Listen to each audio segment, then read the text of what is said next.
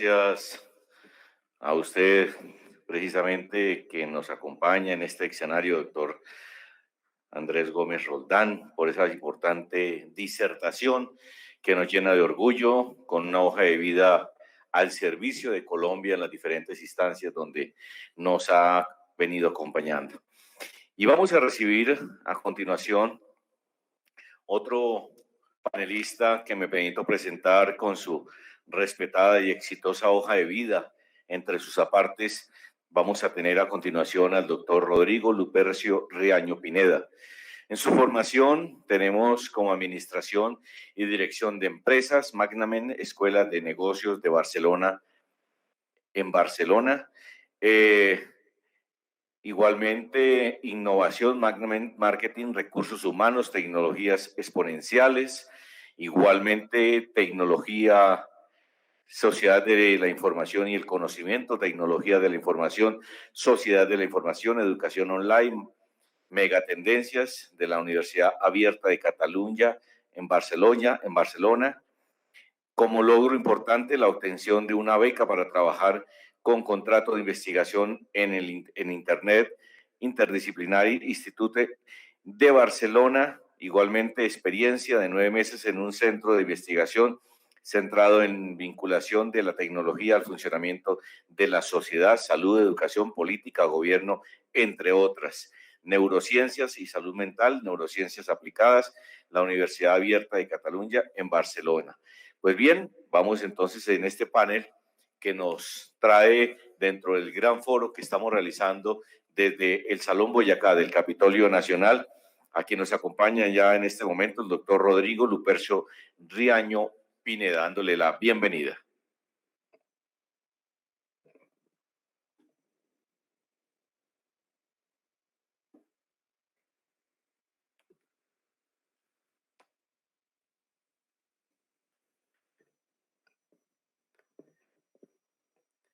Bueno, pues muy buenas tardes. Mi profundo agradecimiento por esta invitación a la segunda vicepresidencia de la Cámara, al doctor Germán Navas Talero, por esta cordial invitación, y al doctor Javier León también por extendernos este espacio, abrirnos este escenario para poder hablar desde una visión internacional, si se quiere ver de esa manera, acerca de esa evolución que ha tenido la educación en Colombia en estos últimos 30 años. Igualmente, pues también sea un espacio para agradecer a mi colega y también compañero de batallas en este ámbito de la educación, Daniel Alberto Cardona, que es el decano de la Facultad de Educación de la Universidad de San Buenaventura, con quienes tenemos una profunda relación con la institución que el día de hoy estoy representando, que es el Instituto Superior de Estudios Psicológicos de España, y también de la Universidad ISEP en México. Y hablando de la Constitución del 91, pues es justo gracias a la Constitución del 91 que creo que hoy, en este espacio tan importante del Congreso de la República de Colombia, pues un vocero de una institución extranjera, una institución de educación superior, puede también acercarse y hacer un comentario acerca de cómo se ve, cómo se ha visto, o cómo vemos desde la academia esa evolución que ha tenido la educación en Colombia a partir del 91. Y si hay algo por donde quiero empezar, es señalando que esa Constitución le ha permitido ganar a la educación en tema de garantías, porque la comprensión de la educación como un derecho fundamental, pues ha sido un motor para la transformación de las instituciones educativas en Colombia. Desde la Constitución se ha promovido el acceso universal a la educación, pero no solamente entendiendo ese acceso universal a la educación como un mecanismo a través del cual los individuos reciben una instrucción, sino que hemos ido más allá. Hemos logrado en Colombia trascender y entender la educación como un medio de crecimiento, un medio para el desarrollo humano y, por supuesto, un medio para la transformación social, algo que es muy importante para los países y para el planeta entero, un medio para la transformación social, para que se logre realmente el movimiento social, que es algo a lo que a lo que anhelamos tantas personas, y es encontrar en la educación un camino para ese movimiento social. Me encantó escuchar al doctor Andrés porque pues fue para mí muy importante, de hecho, conocer así de cerquita a un pionero, un precursor de la pedagogía constitucional y de el Ágora, que fue un juego que conocí, que de alguna forma también implementamos en alguna institución educativa en su momento, porque justo esa pedagogía constitucional creo que también ha sido un motor para y parte justo de esas garantías de las que la Constitución del 91 nos ha permitido. La tutela, por ejemplo, cosa que también señalaba el doctor Andrés, pues ha sido también un triunfo de la Constitución del 91, fue un triunfo de la Constitución del 91, pero si nos ponemos a revisar con detalle, la tutela, ese mecanismo, ha sido también un factor que ha influido en la dinámica de las instituciones educativas de todo nivel, porque a través de ella se ha venido garantizando la igualdad e incluso la inclusión, que es un tema tan importante para nosotros en nuestros tiempos, ¿no? Entonces, hoy, gracias también a este mecanismo logrado en la Constitución del 91, pues hoy también tenemos la posibilidad de poder leer de verdad con gratitud esa jurisprudencia, por ejemplo, que nos habla del respeto por la diferencia, esa jurisprudencia que nos habla del respeto por la libertad de cátedra, esa jurisprudencia que nos habla de ese acceso universal, de ese respeto, por ejemplo, por lo cultural de nuestras poblaciones, por ejemplo, indígenas, ¿no? Que en algunos momentos también han tenido que recurrir a ella para cosas tan sencillas como obtener un requisito de grado relacionado con la segunda lengua, por ejemplo. Hay una jurisprudencia muy bonita con respecto a esto y la tutela. Entonces la tutela pues ha sido también un triunfo importante que ha venido logrando pues esa igualdad e inclusión que han sido claves. Y hablar de garantías en educación, como estas garantías que ha permitido la tutela, es hablar de la Constitución misma. Acceder a una educación de calidad es justo una de las más importantes garantías que el marco normativo devenido después del 91 pues nos ha podido regalar. Garantías, ¿no? Garantías para tener una educación de calidad. Una educación de calidad que, según lo explicara el Ministerio de Educación Nacional cuando planteaba un camino a la prosperidad, nos decía que era para formar mejores seres humanos, ciudadanos con valores éticos, respetuosos de lo público, que ejercen los derechos humanos y conviven en paz. Una educación que genera oportunidades legítimas de progreso y prosperidad para ellos y para el país, ¿no? Entonces, cuando hablamos de educación de calidad y cuando el Ministerio de Educación Nacional hablaba de esa educación de calidad, miren que nos estaban refiriendo a cosas que a veces nos preocupan en las instituciones de educación superior y en las instituciones también de educación básica y media, que es, por ejemplo, el tema de figurar en los rankings. Hemos entrado como en una demencia un poco con el tema del ranking y de dónde estamos posicionados con el ranking y qué tal está nuestra institución con respecto al ranking, pero deberíamos tener un ranking o un metro que nos ayude a medir qué también está nuestra institución en la formación de seres humanos, que de alguna forma estén vinculados con el proyecto de la responsabilidad social, con el proyecto de la responsabilidad y la preocupación por el otro, por el proyecto de entender las competencias ciudadanas, que es algo tan importante y que también remarcaba el doctor Andrés, que justo ese ejercicio de la pedagogía es importantísimo para eso. Qué importante es que hoy las instituciones educativas no consideren la calidad como una cuestión, como un número que nos posicione en un lado o en otro. La calidad educativa debería estar medida en esa posibilidad que tienen los egresados, las personas que atraviesan por una institución de educación, ya sea superior, de básica y media, en ser buenas personas. Algo tan sencillo como ser buenas personas, como respetar al otro, como respetar la norma, como respetar la Constitución misma. Entonces, hablar de calidad en educación, que es un punto importante del que señalaba la Constitución del 91, es hablar de formar mejores seres humanos. Fijémonos bien que estamos hablando de una gran responsabilidad, es decir, formar mejores seres humanos.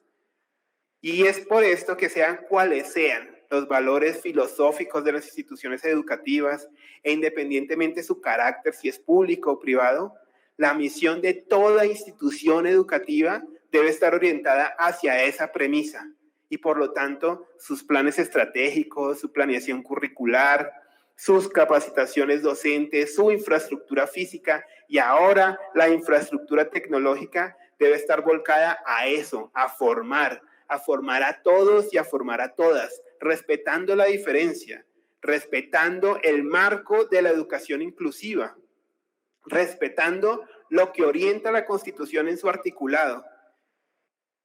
Mejores seres humanos, eso es lo que buscamos. Esto quiere decir que las instituciones deben mantener un esfuerzo y en un diálogo orientador con el Estado coayudar a lograr que todos tengan acceso a esa formación de calidad. No a la calidad del ranking, no, a la formación de calidad de mejores seres humanos, que debe ser el insumo principal para la transformación social. Un ranking no me garantiza una transformación social. Un ranking no me garantiza un mejor ser humano. Un ranking no me garantiza un egresado o una persona que se preocupa por el otro. Pero una institución que centre su formación en valores, que centre su formación en el respeto por el otro, en el respeto por la norma, en el respeto por la Constitución, sí que me va a garantizar una transformación social. Y continuando con este aspecto, con este tema de las garantías logradas por la Constitución, pues quiero destacar otro logro interesantísimo y muy importante de la Constitución del 91, ya pasando al marco pues, de la educación superior, y es la garantía de la autonomía universitaria, la cual sin duda pues, ha sido un término que ha sido sometido a diferentes debates y que es un término que genera muchísimas discusiones entre los académicos, entre los expertos en universitología, pero también esa misma autonomía universitaria se ha convertido en una promotora de la garantía que promueve la calidad de la educación superior en este caso, y que ha permitido que las instituciones de educación superior se organicen en pro del cumplimiento de su misión social y su función institucional. Esa autonomía universitaria ha permitido que las instituciones universitarias se puedan repensar, si se quieren ver de esa manera, pero siempre entendiendo que están atadas o acompañadas, porque de pronto atadas suena mal, acompañadas por un marco normativo institucional, ¿no? Entonces, y es justo allí cuando vemos una posibilidad de poner dos fuerzas, ¿no? Por un lado la autonomía universitaria, por el otro lado el marco normativo, que tienen que entrar en una dinámica permanente de diálogo. Y justo ese diálogo entre instituciones de educación superior y entre el Estado, mediado por la normativa, es algo que construye, es algo que permite seguir viendo cómo en conjunto planear una mejor educación. Y de ahí se derivan precisamente todos los diálogos que abre el Ministerio de Educación Nacional con las instituciones de educación superior para planear el futuro de esa educación superior, para planear cómo debe hacerse, cómo deben estar organizados los sistemas de aseguramiento de la calidad. Entonces,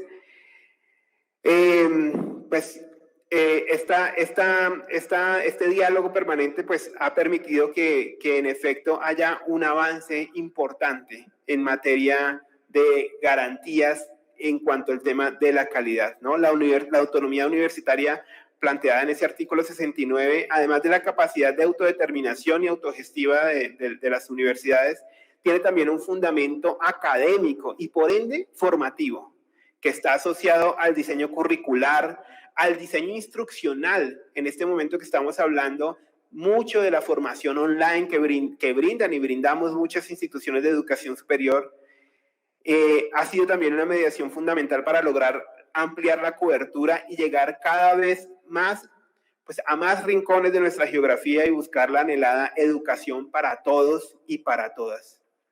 Ese diálogo que surge entre la autonomía universitaria y el control normativo, por ejemplo, con la Ley 30 del 93 y con la Ley 1740 del 2014, en donde se encuentra planteada la regulación o los límites a esa autonomía universitaria, se convierte en la semilla para que juntos, instituciones y Estado, piensen de manera conjunta la realidad cambiante del país y del mundo. Y ambos tienen la responsabilidad de considerar los planes que deben llevar a un escenario donde la educación superior tenga realmente un impacto asociado al desarrollo humano. Ahí hay un ejercicio, o se debe realizar un ejercicio de corresponsabilidad entre Estado e instituciones de educación superior para plantear de verdad el futuro de esos egresados que están entrando a las universidades. Es decir, debe haber un trabajo conjunto, debe haber un sentido de corresponsabilidad. Hay que tener en cuenta, es algo que es un poco trillado cuando hablamos al interior de las instituciones de educación superior, pero hay que tener en cuenta que una persona que ingresa hoy a una universidad nacional extranjera en el 2021 es un egresado del año 2025. Y el mundo que estamos viviendo hoy en el 2021 pues no es el mismo del año 2025. Hay una incertidumbre con respecto a eso, ¿no? Y toda la parte, por ejemplo, de las teorías de la complejidad nos hablan de eso, justo de la incertidumbre. Pero pues hay que jugar con esa incertidumbre, hay que pensar en esa incertidumbre, hay que incluir la incertidumbre como una variable dentro de la planeación universitaria. Y hay que entender que el 2025 es un año que será diferente al 2021. Por lo tanto, tengo que pensar como universidad, tengo la responsabilidad y como Estado de pensar qué competencias voy a tratar de promover en ese proceso formativo para que las personas que egresen de nuestras instituciones realmente salgan a transformar el país y a transformar las regiones y a transformar el planeta, si lo quieren ver de esa manera. Las personas que acceden a la educación superior deben acceder a un escenario que realmente transforma. Un estudiante que accede a una institución de educación superior no puede ser el mismo cuando egresa, es decir, tiene que haber un cambio. Sus valores deben permanecer porque la educación universitaria debe ser respetuosa de esa dimensión privada, pero las competencias y la forma de leer el mundo deben haber evolucionado. La dimensión cognitiva de los profesionales debe permitirle ser transformador de realidades, empezando por su propia realidad, la realidad de su familia, la realidad de su comunidad, la de su región y las realidades que encontrará en el sector productivo nacional e internacional. Esta es una responsabilidad importantísima de la universidad. Y la Constitución del 91, con todo el marco normativo que vino detrás de ella, ha permitido que la universidad se empiece de verdad a responsabilizar por ello. Ya sea porque hay una inspección y vigilancia del Ministerio de Educación Nacional, o ya sea porque realmente desde su misión y su visión quieren lograr esto, pero entonces hay una responsabilidad importante de la universidad por lograr de verdad transformar al individuo. La educación superior, además de tener una orientación clara a formar a los estudiantes en las competencias duras de sus disciplinas, debe preocuparse también por las famosas habilidades blandas que están tan de moda en los últimos tiempos. El Foro Económico Mundial, por ejemplo, nos habla mucho de esas habilidades blandas. Y por experiencia propia he visto cómo los estudiantes de las instituciones de educación superior rechazan, por el contrario, cuando aparecen en sus planes de estudio asignaturas como inteligencia emocional, como liderazgo, como resiliencia. Quizá algo, no sé, en algo hemos fallado. Yo creo que ahí en algo hemos fallado. Pero quizás nos falta también una estrategia para jugarle al tema de que quizá la resiliencia no se enseña en una asignatura, sino que debe estar inmersa de manera transversal a los planes de estudio, para que el estudiante no nos diga que es una costura, ¿no? Este tema de la costura es una cuestión que hemos escuchado permanentemente en nuestros diálogos con estudiantes. Es que ética es costura. No voy a entrar a ética porque es costura, ¿no?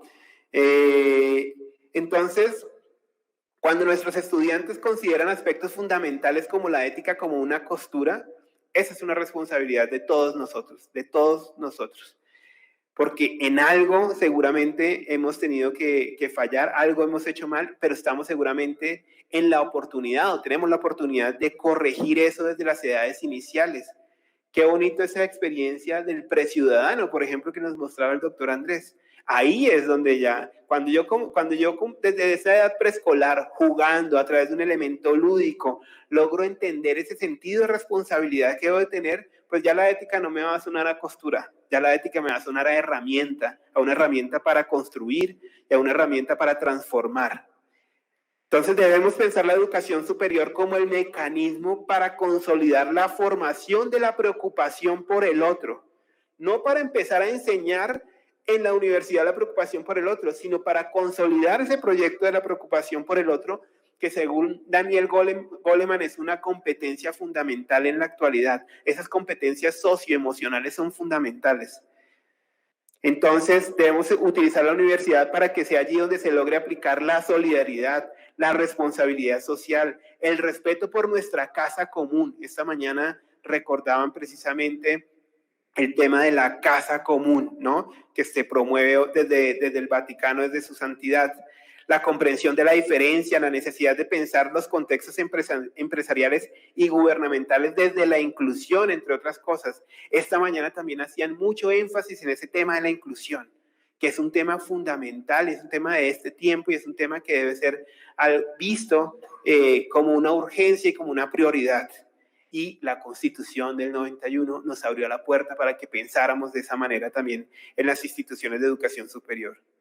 El diálogo entre universidad y Estado y la dinámica que se vive entre autonomía y regulación han permitido que estos aspectos señalados anteriormente se vivan y, algo más importante, se piensen. La universidad está en eso ahora, pensando en estos temas, y que esos temas estén sobre la mesa de la planeación diaria, tanto en el gobierno como en las instituciones, pero aún tenemos asignaturas y temas pendientes que deben seguirse construyendo. Para finalizar, la apertura de la educación en busca de garantías ha permitido que desde las instituciones de todo nivel haya una búsqueda de construir el conocimiento de manera colaborativa con instituciones de otras latitudes. Un logro fundamental de la evolución de la educación desde el 91 ha sido justamente la internacionalización.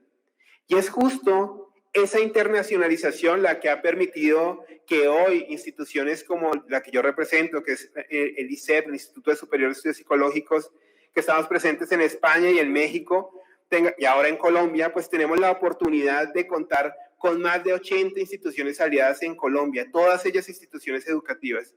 Y el tipo de alianzas y redes que se tienen en la actualidad entre instituciones colombianas e instituciones extranjeras no se han tejido bajo la premisa antigua de antaño que sugería que nosotros somos la periferia y las instituciones extranjeras son el centro donde se encuentra la verdad.